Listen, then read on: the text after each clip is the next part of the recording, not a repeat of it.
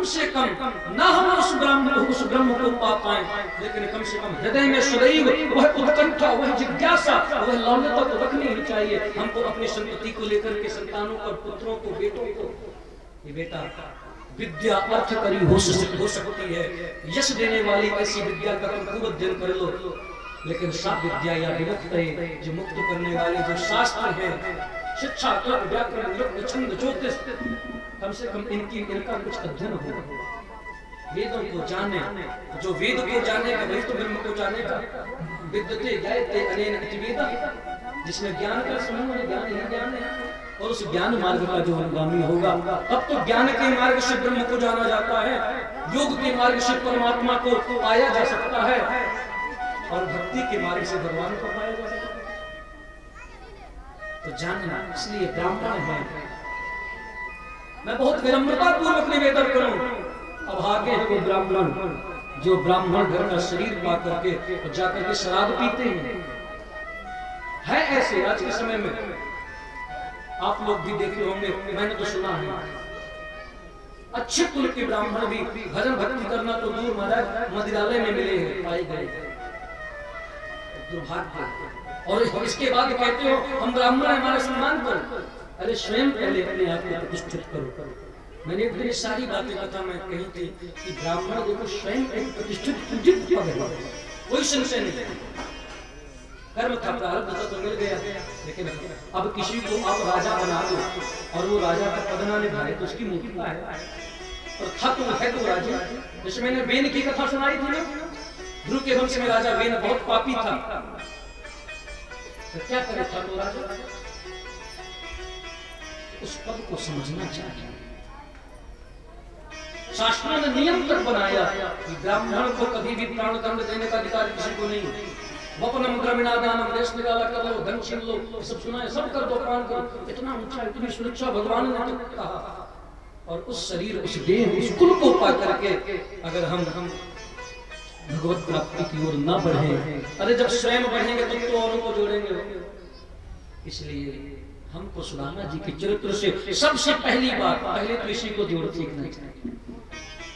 इसलिए ब्राह्मण की प्रतिष्ठा तो ज्ञान से है। देखो समस्त मानवों की प्रतिष्ठा भक्ति से है, समस्त जीवों की प्रतिष्ठा, समस्त प्राणियों की प्रतिष्ठा भक्ति से है। उसमें ब्राह्मण भी आएंगे, चारों धर्म आएंगे, लेकिन ब्राह्मण अगर प्रतिष्ठित कहे स्वयं को तो उसकी प्रतिष्ठा तो ज्ञान से है। ज्ञान से ही वो पूजित होता है। और ये सुदामा जी इतने पूजित, इतने सम्माननीय, सोचो जगत पालक, जगत रक्षक, करना निधान, कर तुम अगर तुम अन्यथा कर तुम समर्थ परमात्मा, ये बुलाना चाहते हैं सुदामा कभी मेरे घर आ जाओ, कुछ तुम भी धन स्वीकार करो, यश को प्राप्त करो। ये कहते नहीं, ये मिलना होगा तो मेरे प्रारब्ध में होगा, मुझको मिल जाए, मैं क्यों तुमसे मांगूंगा।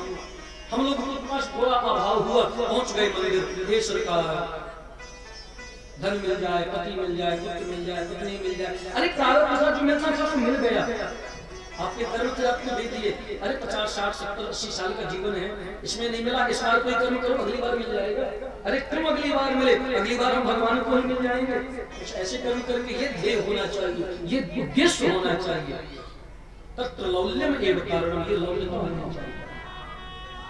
और ये चाह लेकर के सुदामा जी इस धरती पर मिला। क्यों?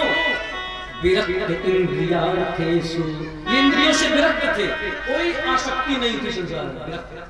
विरक्त कौन है? देखो भैया, केवल विरक्त मत मानना कि कोई बेसिक वो कह दो महाराज जी बड़े विरक्त महात्मा आ गए, नहीं। क्षमा चाहता हूं उस बात को कहते हैं। विरक्त इंद्रिया, इनको सुदामा जी को विरक्त कहा गया। और सुदामा जी को तो विवाह हुआ है, धर्म पत्नी है, लेकिन इनको कहते हैं विरक्त। विरक्त पहले इंद्रियों से होना चाहिए। केवल वेश से मालूम चला कि घर पति पत्नी छोड़ दिए और यहाँ अनेक शिष्य मंडलियों में आसक्त हो गए, तो क्या इसको विरक्त कहेंगे? वही कामना, वही इच्छा, यहाँ ईटा पत्थर लगा करके मंदिर में बड़ा निर्माण, महल चेला चपाटी, ये वैभव आ गया। विरक्ति कहाँ रही जीवन में? माताओं, ये आप लोगों के लिए भी, सबके लिए विरक्ति इंद्रियों से विरक्त हो। और शांत आत्मा, ये सुदामा जी का शांत नहीं है, भगवान शांताकार में है और ये प्रशांत है। भगवान तो कभी कभी शांताकार तो हैं, लेकिन दुष्टों को नाश करने के लिए, मारने के लिए कभी कभी अशांत भी हो जाते हैं, नरसिंह बन जाते हैं, क्रोधित हो जाते हैं। लेकिन संत हर समय क्षमा, सहन शक्ति, प्रतीक्षा इनके रग रग में अंदर हो। ऐसे सुदामा जी की एक पत्नी है, नाम है सुशीला। देखो जो ऐसे होते हैं ना, उनकी पत्नी सुशीला होती है, अच्छा स्वभाव सुशीला जी। लेकिन भगवान देखते हैं कि मैं इस समय धरातल में हूं, थोड़ी देर और बस ध्यान दे के सुनना। सुदामा चरित्र थोड़े सा अंतिम चरित्र करके मैं, क्योंकि हम लोग को आज होली उत्सव मनाना है, सब लोगों ने बड़ा अच्छा उसका आयोजन की रूपरेखा बनाई है, तो बढ़िया पुष्प आए हैं, तो ब्रज की होली का भी दर्शन हो जाए, समय पर हो जाए, थोड़ा मौसम को देखते हुए, इसलिए हम स्वयं आप सबको सारा सार सुना करके आज इस कथा को हनुमान जी के चरणों में समर्पित करेंगे। लेकिन बस थोड़ा आप लोग सहयोग दें। देखो माताओं, जो कोई जो कुछ लाया हो, आज सब लोग आएंगे ना, तो सब लोगों से प्रार्थना है व्यवस्था पर खड़े हो जाए, घर के सबको बैठा के जाए, अंत में सबको अवसर मिलेगा, कोई किसी को कोई बाकी नहीं रहेगा। रोज भले हम कह देते थे कि व्यासपीठ में आने में समस्या, आज सब लोग व्यासपीठ में भी आके जो देना हो सब भगवान को चढ़ा दिया, लेकिन मध्य में मत आइए, बीच में मत आइए। कोई एक व्यक्ति खराब हो जाए, बताता जाए, बोल वृंदावन बिहारी। भगवान ने कहा मैं धरातल पर हूँ और मेरा यह भक्त है, मैंने सबको सुख दिया, सबको सब कुछ दिया, लेकिन एक सुदामा है, ये कभी कुछ मांगती नहीं है, मैं क्या करूं? ये ऐसे नहीं आएगा, मुझको ही कुछ करना पड़ेगा। एक दिन भगवान स्वयं ब्राह्मण को रूप धर लिए और जाकर के पहुंच गए सुदामा जी के घर। सुदामा जी बाहर गए थे भिक्षाटन के लिए, भगवत भक्ति में निमग्न थे, और इधर सुशीला घर के अंदर थी। ठाकुर जी ब्राह्मण वेशधारी पहुंचे और आवाज लगाई दरवाजे से, भिक्षाम देहि भिक्षा। अंदर से सुशीला जी ने सुना, इस ब्राह्मण को, इस भिक्षुक को यह जानकारी नहीं है कि यह सुदामा का घर है। अगर ये जानता होता कि सुदामा का घर, तो कभी भीख मांगने नहीं आता, क्योंकि जानता है कि इसके घर में तो कुछ ऐसा है नहीं। भीतर से सुशीला जी ने आवाज लगाई, महात्मा जी ये सुदामा जी का घर है। अच्छा हो, यही सुदामा जी का घर है? ब्राह्मण वेशधारी भगवान बोले, हाँ हाँ, तो भिक्षाम दे, भिक्षा दो। सुशीला जी ने कहा, प्रभु मैं भिक्षा नहीं दे सकती। क्यों? सुशीला जी ने बड़ी अच्छी बात कही, महात्मा जी भिक्षा मैं इसलिए नहीं दे सकती क्योंकि मेरे घर में सूतक लगा है। कैसा सूतक हो?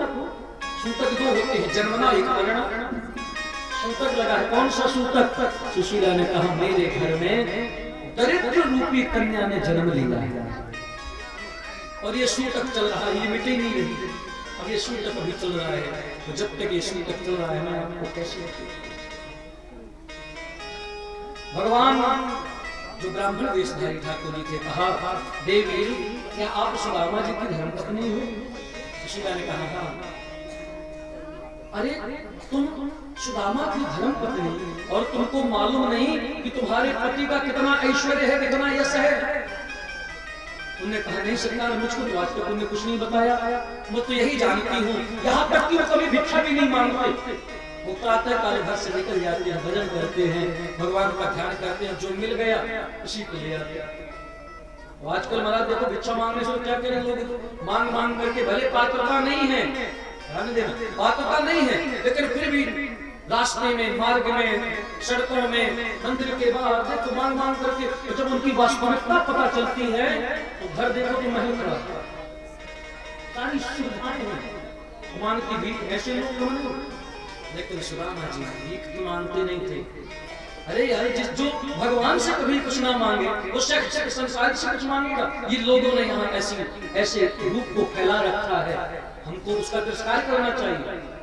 सुदामा जी कभी भगवान से कुछ नहीं मांगे, ये संसार से कभी भीख मांगे नहीं कि मुझको कुछ 2 वक्त की रोटी दो, कभी नहीं मांगते होते, तो इनका भी मकान दुकान कुछ बड़ा होता। ये तो सिर्फ भजन करते थे और भक्ति को देख करके संत कभी भीख जो वास्तविक संत कभी भीख नहीं मांगता, तो तब करते हैं और जो मिल जाए सो तो भगवान का प्रसाद मान करके स्वीकार। जो स्वतः करके देखता ये ब्राह्मण देवता बड़े तपस्वी हैं। देखो जब कोई तपस्वी महापुरुष धरती में होता है ना, तो इन संसारियों का जो भाग होता है जल्दी पहचान नहीं पाता, और जाने के बाद कहते हैं अरे अमुक महाराज जी तो यहाँ बैठ के तप करते थे भैया, हमने सोचा कि साधारण अब मालूम चला ये इतनी बड़ी तपस्वी चले गए।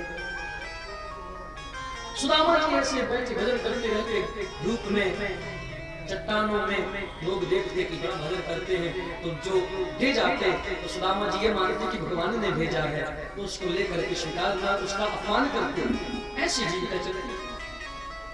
सुशीला जी ने कहा कि प्रभु ब्राह्मण वेशधारी भगवान से मेरे स्वामी का क्या जैसे कहीं किसी से कोई परिचय नहीं है, न किसी से मांगते, कछु लेना न देना, मगन रहना, ये तो फकीरी है। मन लागो यार फकीरी में, मन लागो यार फकीरी, जो सुख पावे राम भजन में, जो सुख पावे राम भजन में, सो सुख नाही अमीरी में, मन लागो फकीर। ये तो फकीर के लक्षण संत के लक्षण, जो मिल गया सो आनंद। ब्राह्मण वेशधारी भगवान ने कहा सुशीला, लेकिन आपको नहीं पता, मैं बताया ये जो द्वारिकाधीश भगवान है ना इस समय, हाँ हाँ जानती हूँ, लक्ष्मीपति हैं,